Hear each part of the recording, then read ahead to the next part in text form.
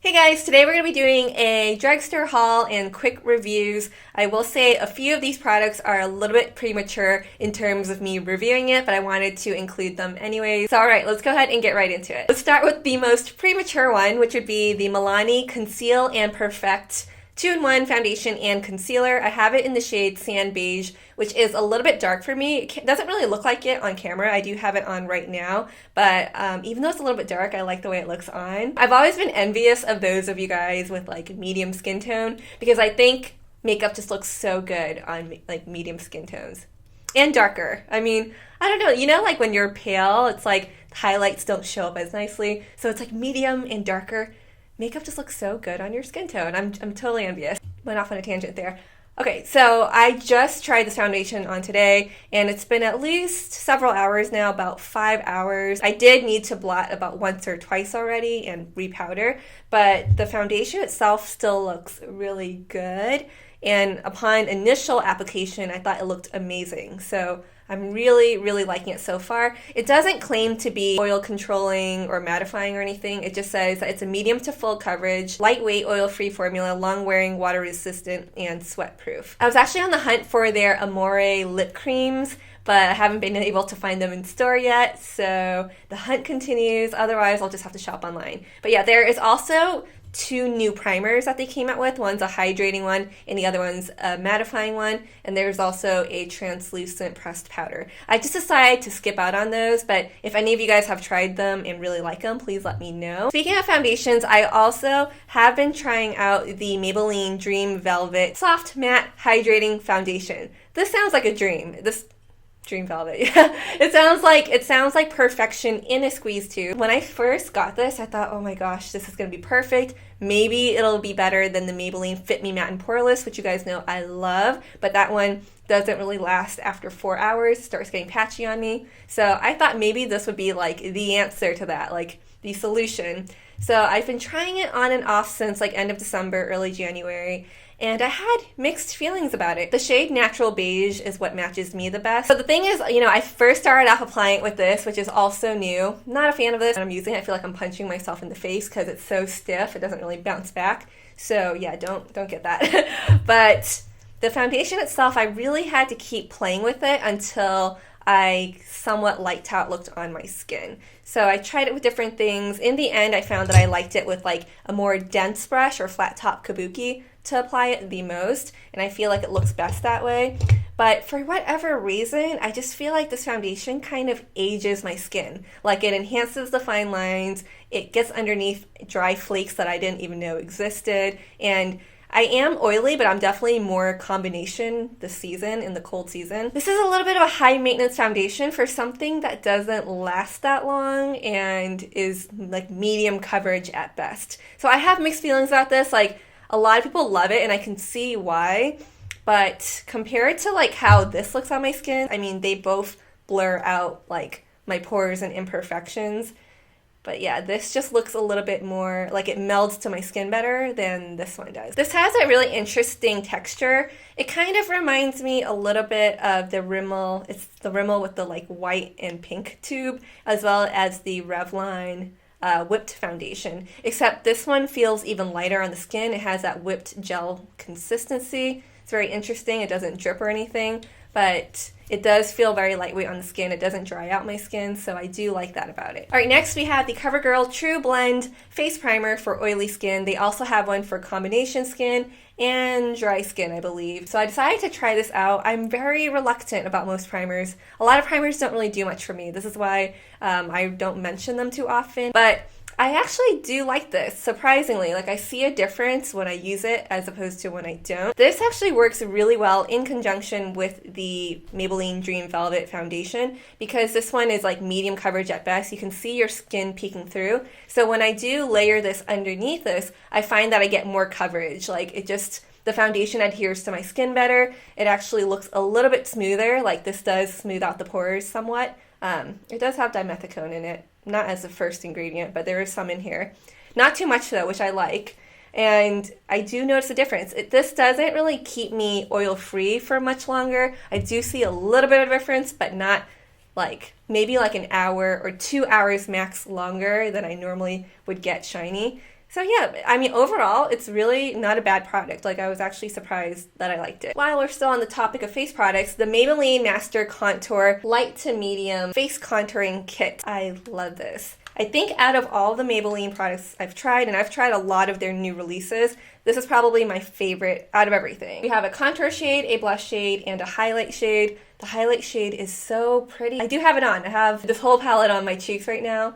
It just looks so nice and glowy without being like crazy stark bright if you don't want that crazy like strobe look. This is a really, really pretty highlight. The contour shade is also very flattering. I also really love the little brush in here because I use it to like contour right here for my nose, down here as well. So it just fits so nicely. I even love how this brush fits in like the transition and crease area. Sometimes I just will apply some of this contour shade right in my crease too. Ooh, this video is gonna be long. Alright, so next we have the CoverGirl True Naked Golden's eyeshadow palette. They have a couple other ones. I think there's one where it's like pinky rosy tones, and then the other one I really can't recall, but I really, really am enjoying this one. I have it on my eyes today. I've been wearing it like quite frequently because the shades I think are really flattering. I even love applying like the shimmery shades with my finger. It seems to apply on better with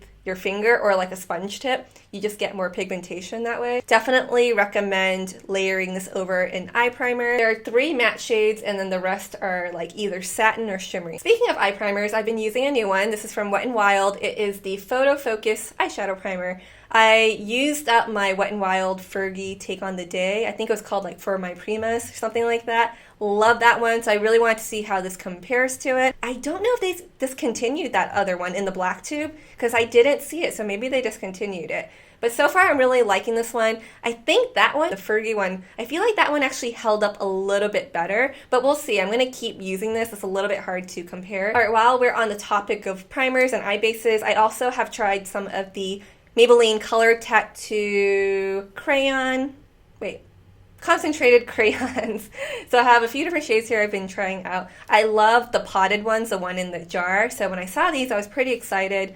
And I will say that I like how these glide on more creamy and more smooth. You know how those jarred ones, they're a little bit like, they have a bit of friction. But I actually liked how those held up due to that friction. These glide on really fast, but I also feel like they don't hold up as long and just aren't as long wearing in general. Like, the pigmentation of some of these I wish were a little bit stronger too. I've tried a couple of mascaras. This one is a little bit premature because I had the non-waterproof one, which you guys know waterproof mascaras or non-waterproof mascaras don't really work well on me. So I went out and bought the waterproof one, and it is what I have on my lashes today. I'm really impressed. I mean, after just trying it once, like this is the first time I tried it on today, it just made my lashes really stand out, made them look really black. This is supposed to give like a really luscious full fan effect, and I would say that it succeeded at doing that. The other mascara I tried that I feel like is a dud so far, this one's a little bit premature as well, is the Revlon Ultra Volume. They have a few other ones. There's like an all-in one, there's a lengthening one, and I think there might be one other one. They just have different cap color. It didn't really plump my lashes up or do too much to them. Made my lashes look a little bit wimpy, if anything. I was really expected a lot more for how like large this brush is. I thought it would really like plump them up. But you know, it's premature, so I'm just going to continue using it. Maybe after a few uses, it'll perform better. We shall see. The brow product I've been using a lot is this Maybelline Brow Drama Pomade Crayon. I don't know what shade this is because I don't think it has it on the actual tube itself, but this is basically like the Lazy Girl eyebrow product. I've been enjoying it a lot. What I do is I just kind of like sweep it over my brow and a little bit more in the sparse areas, and then I take an angled brush and I just kind of like sweep it through whatever product comes on the brush. I just kind of shape my brow until I like the way it looks, and it just kind of gives a little bit more of like a softer, more natural, everyday effect. So I've been loving it. Here's another product from Wet n Wild. They have a couple new felt tip liners. There's this one where it's more of like, you know, it comes to like a point, and then there's another one where it's like a thick marker type of shape. I decided to just get this one. I think it's all right. It does the job. I do have it on my eyes, but it's not as fluid and like pigmented as I would like. I have to kind of keep layering it and going over to get like a nice fluid line, so I don't love it, but I'm just going to continue trying to use it up. I have the Kiss Strip Lash Adhesive with Aloe in black. What's interesting about this is that it's an actual black lash glue. Like, you know how the Duo black lash glue turns out gray first and then it dries to black? Yeah, this one is like straight up black out of the tube, but it's definitely not as good. Nowhere near as good as Duo's.